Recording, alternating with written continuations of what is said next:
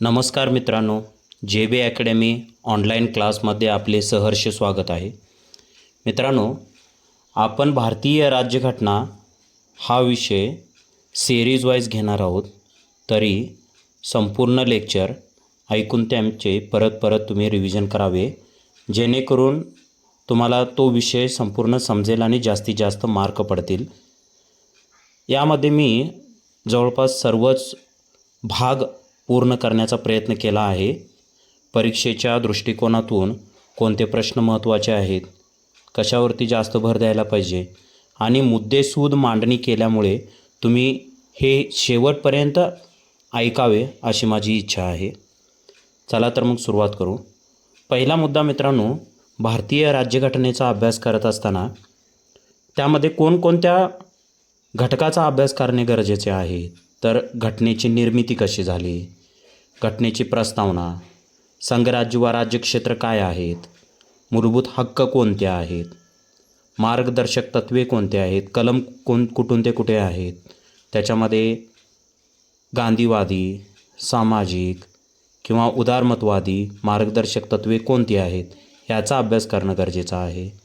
त्यासोबतच मूलभूत हक्क किती भागामध्ये आहे, कोणते मूलभूत हक्क रद्द केलेले आहेत, कोणते मूलभूत हक्क नवीन समाविष्ट करण्यात आलेले आहेत. सामान्य माणसासाठी मूलभूत हक्काची व्याप्ती कितपत महत्त्वाची आहे याचा अभ्यास आपल्याला ह्या मूलभूत हक्क टॉपिकमध्ये करायचा आहे. त्यानंतर पुढचा आहे मार्गदर्शक तत्त्वे, जो आता तुम्हाला सांगितला.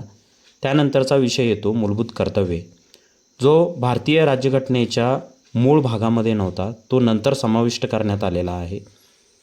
42वी घटना दुरुस्ती 1976नुसार मूलभूत कर्तव्ये ही 10 समाविष्ट करण्यात आली, जी स्वर्णसिंग समितीच्या शिफारशीनुसार केलेले दिसते. यानंतर 86वी घटना दुरुस्तीनुसार 2002मध्ये 6 ते 14 वयोगटातील मुलांना मोफत व सक्तीचे प्राथमिक शिक्षणाची मूलभूत हक्काची तरतूद केलेली आपल्याला दिसते. तर त्यासोबतच मूलभूत कर्तव्ये जो भाग आहे तो नंतर समाविष्ट केलेला आहे आणि न्यायप्रविष्ट नाही आहे, हा मुद्दा देखील तितपतच महत्त्वाचा आहे. त्यानंतर राष्ट्रपती व राज्यपाल यांच्या पदाच्या विषयी, शपथांच्या विषयी, प्रमुख कलमांच्या विषयी अभ्यास आपल्याला करायचा आहे. त्यानंतरचा भाग येतो राज्यपाल. तर राज्यपालाची महत्त्वाची कलमं कोणती आहेत, त्याचे कामकाज कसे चालते, त्याची नेमणूक कशी केली जाते, त्याला पदावरून कमी कसं केलं जातं, याविषयी देखील आपल्याला सविस्तर अभ्यास करायचा आहे. त्यानंतरचा प्रमुख घटक येतो पंतप्रधान. पंतप्रधानाची निवड केली कशी जाते, शपथ कोण देतं, मंत्रिमंडळ आणि राष्ट्रपती यांच्यामधलं दुवा म्हणून कशा पद्धतीने काम करतो. त्यानंतर कायमस्वरूपी प्रतिनिधित्व त्याचं कोणत्या पद्धतीने राहतं, ह्याच्याविषयी आपल्याला अभ्यास करायचा आहे. त्यानंतर घटक येतो तो संसदेचा भाग, जो कायदेमंडळ म्हणून देखील काम करतो आणि संसद म्हणून देखील काम करतो. त्यामध्ये लोकसभा, राज्यसभा, राष्ट्रपती हे 3 घटक मिळून संसदेची निर्मिती होते.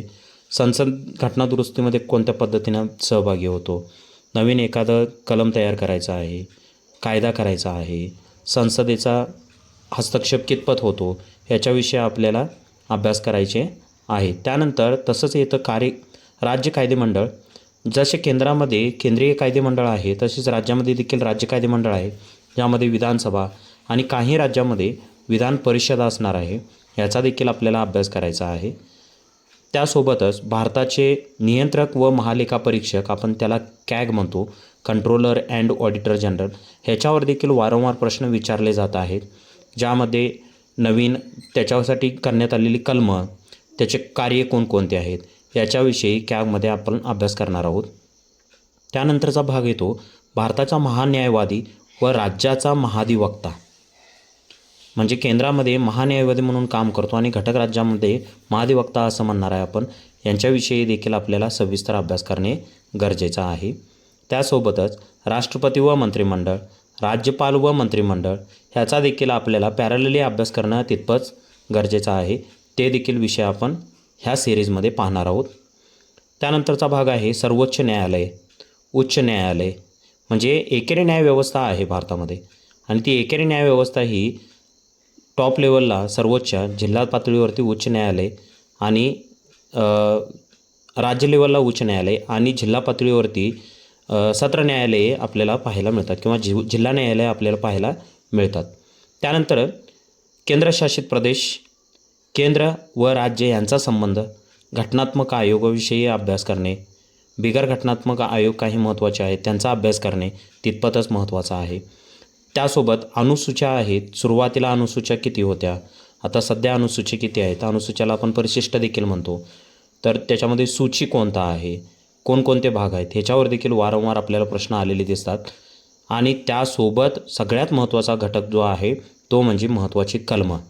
कारण आयोग जास्तीत जास्त प्रश्न हे कलमावर विचारतं, त्यामुळं कलमं करणं हे तितपतच महत्त्वाचं आहे.